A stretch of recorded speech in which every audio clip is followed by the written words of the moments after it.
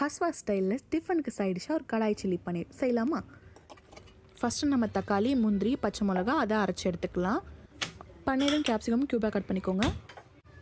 Next ஒரு கடாயில் butter போட்டுட்டு மிளகாத்தூள், தனியாத்தூள், மஞ்சள் தூள், கரம் மசாலா இது 3த்தையும் போட்டுக்கோங்க. அப்புறம் நம்ம இதில் கட் பண்ணி வச்சுருந்த பன்னீரையும் கேப்சிகமையும் ஆட் பண்ணிக்க போகிறோம். இதை நல்லா சாட் பண்ணி எடுத்துக்கோங்க. இந்த பன்னீருக்கு தேவையான உப்பு போட்டு இது ஃப்ரை ஆனதை இதை நம்ம எடுத்து வச்சுக்கலாம். இப்போ அதே கடாயில் கொஞ்சம் எண்ணெயை ஊற்றிட்டு சீரகம் போட்டுட்டு ஒரு பிரியாணி இலை போட்டுக்கலாம். நெக்ஸ்ட்டு குட்டி குட்டியாக கட் பண்ணி வச்சுருக்க வெங்காயத்தை போட்டு ஃப்ரை பண்ணிக்கலாம். அப்புறம் தேவையான அளவு உப்பு போட்டுட்டு மஞ்சள்தூள், தனியாத்தூள், மிளகாத்தூள், அப்புறம் மிளகுத்தூள் இதெல்லாம் போட்டு இது நல்லா வதக்கி எடுத்துக்கோங்க. இஞ்சி பூண்டு போட்டுட்டு இது லாஸ்ட்டாக நம்ம வதங்கினதும் நம்ம அரைச்சி வச்சுருக்க மசாலாவும் எடுத்து இதில் போட்டு மிக்ஸ் பண்ணிக்கலாம். அப்புறமா கொஞ்சம் தண்ணி ஊற்றிட்டு இதை மூடி வச்சு ஒரு 5 மினிட்ஸ் கொதிக்க விட்டுருங்க.